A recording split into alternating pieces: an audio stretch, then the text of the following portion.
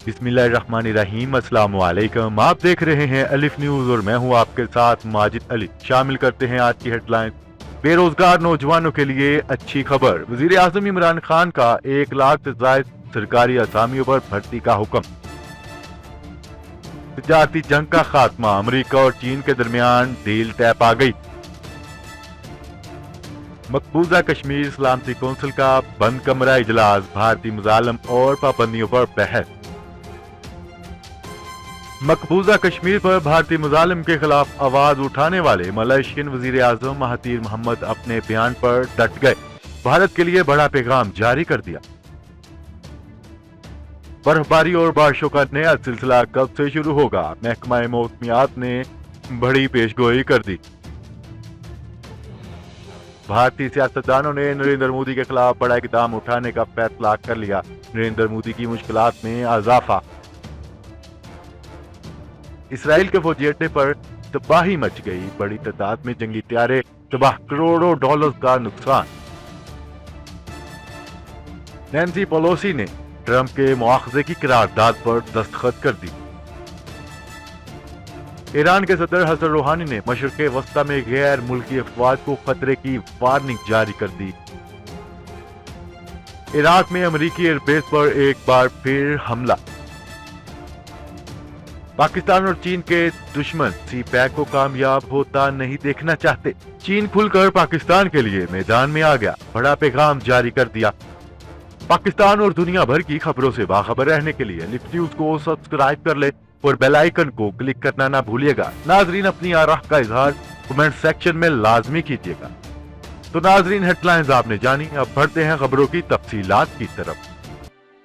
وزیر اعظم عمران خان نے 1 لاکھ سے زائد خالی اسامیوں پر بھرتی کا حکم دے دیا۔ تفصیلات کے مطابق پی ایم ڈلیوری یونٹ کی جانب سے مختلف وزارتوں اور محکموں میں خالی اسامیوں پر رپورٹ تیار کی گئی، جو کہ وزیر اعظم عمران خان کو پیش کر دی گئی۔ رپورٹ میں کہا گیا ہے کہ وزارتوں اور محکموں کی غفلت کے باعث مختلف محکموں اور وزارتیں 1,29,000 سے زائد بھرتیوں کی منتظر ہیں۔ وزیر اعظم عمران خان نے ہدایت جاری کی ہے کہ جلد از جلد تمام خالی اسامیوں کو پر کر کے محکموں کی کارکردگی کو بڑھایا جائے۔ اس سے قبل ایک تقریب سے خطاب کرتے ہوئے وزیر اعظم عمران خان نے نوکریاں دینے کا اعلان کیا تھا۔ خبر کے اگلے حصے میں بات کرتے ہیں۔ امریکہ اور چین کے درمیان تجارتی جنگ کے خاتمے کے لیے ڈیل طے پا گئی۔ امریکہ کا کہنا ہے کہ یہ ڈیل پہلا مرحلہ ہے، مزید معاملات پر مذاکرات جاری رہیں گے۔ تفصیلات کے مطابق دو عالمی طاقتوں کے درمیان جاری تجارتی جنگ اور کشیدگی کے خاتمے کے لیے ڈیل طے پا گئی۔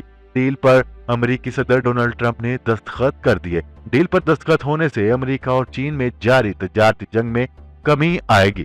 ڈیل کے تحت چین 2 سال میں $200 ارب کی امریکی مصنوعات خریدے گا۔ اس چینی اقدام کے جواب میں امریکہ چینی مصنوعات پر ٹیکس اور ڈیوٹیز میں کمی کرے گا۔ مجموعی طور پر $360 ارب کی چینی مصنوعات پر ٹیکس میں کمی کی جائے گی۔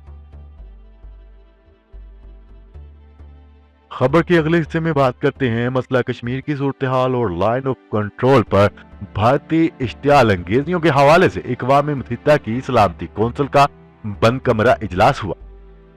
مقبوضہ وادی کی تازہ ترین صورتحال اور بھارتی پابندیوں کے حوالے سے غور کیا گیا۔ اقوام متحدہ کے مبصرین نے اجلاس کو بریفنگ دی۔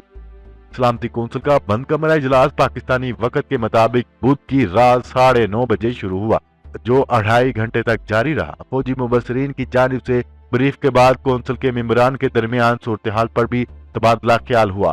کونسل کے تمام 15 ممبران نے بحث میں حصہ لیا۔ سلامتی کونسل کے اراکین نے اس بات کی نفی کر دی کہ کشمیر بھارت کا اندرونی معاملہ ہے۔ اجلاس کے بعد اقوام متحدہ میں چین کے مستقل مندوب نے گفتگو کرتے ہوئے بتایا کہ کشمیر کی صورتحال پر سلامتی کونسل کی میٹنگ ہوئی ہے، جس میں مقبوضہ کشمیر کی زمینی صورتحال پر تبادلہ خیال کیا گیا۔ انہوں نے دونوں ممالک کے مابین بڑھتی کشیدگی کے حوالے سے دنیا کو خبردار کیا اور کہا ہے کہ اجلاس سے کشمیر پر مذاکرات کے لیے دونوں ممالک کی حوصلہ افزائی ہوگی۔ खबर के अगले हिस्से में बात करते हैं मकबूजा कश्मीर पर भारतीय मुजालिम के खिलाफ आवाज उठाने वाले मलेशियन वजीर आजम महातीर मोहम्मद अपने बयान पर डट गए। गैर मुल्की खबरसां अदारे के मुताबिक मलेशिया दुनिया में पाम ऑयल का दूसरा बड़ा एक्सपोर्टर है।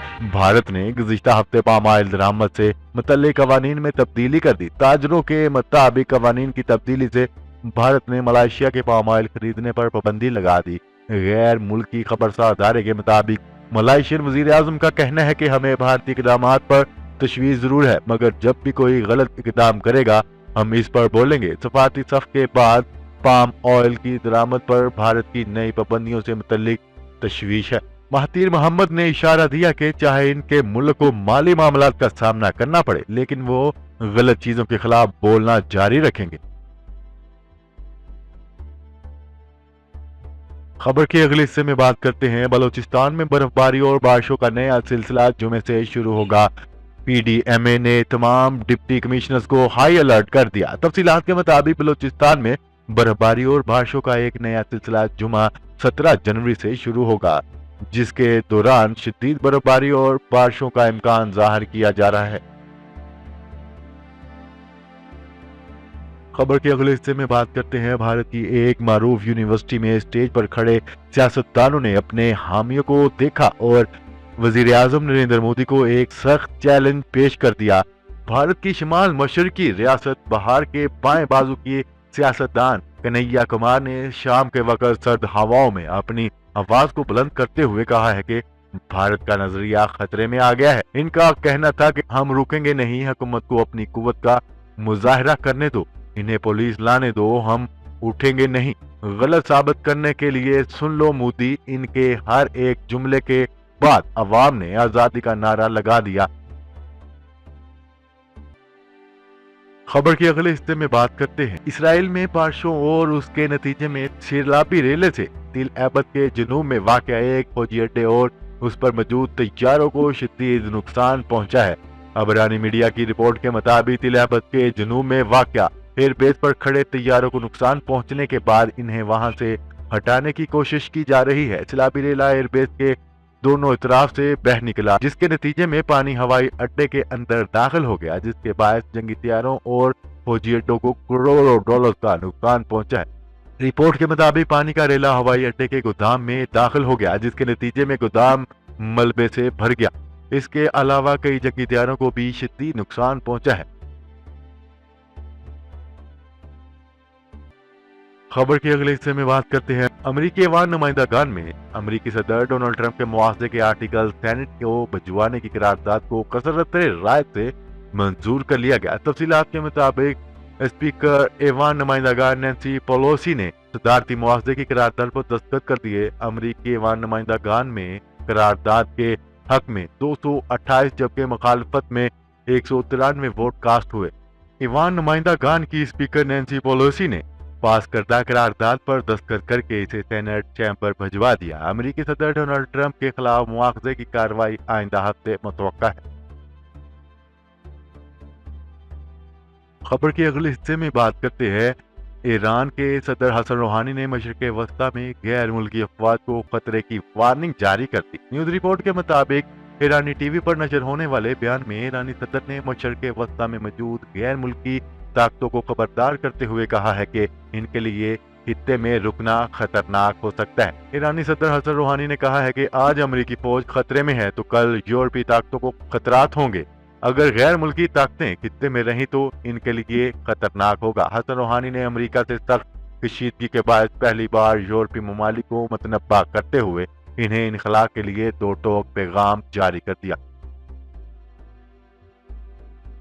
खबर के अगले हिस्से में बात करते हैं इराक में अमेरिकी एयरबेस पर एक बार फिर हमला कर दिया गया। अड्डे पर बड़ी तादाद में फौजी मौजूद थे। तफसीलात के मुताबिक इराक की दारुल हुकूमत बगदाद के शिमाल में कायम अमेरिकी फौजी एयरबेस पर मिसाइल दागे गए। अड्डे पर दर्जनों अमेरिकी फौजी मौजूद थे। मकामी मीडिया ने दावा किया है कि ताजी नामी एयरबेस पर रॉकेट दागे गए हैं, ताहम इस हवाले से मुकम्मल तफसीलात सामने नहीं आई, जबकि अमेरिकी फौजियों के जख्मी होने का खदशा जाहिर किया जा रहा है। ईरानी जनरल कासिम सुलेमानी की हलाकत के बाद इंतकामी कार्रवाई के तौर पर इराक में अमेरिकी फौजी अड्डे निशाने पर हैं।